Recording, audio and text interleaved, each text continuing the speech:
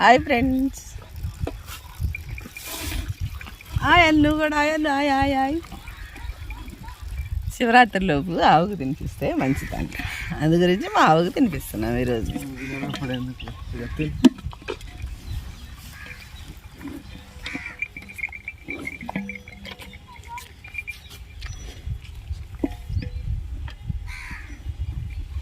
నువ్వు తినవలే, నువ్వు తినవాక, నువ్వు మామూలు ఈ తిండి తిని ఈ తినవాక, ఓకేనా?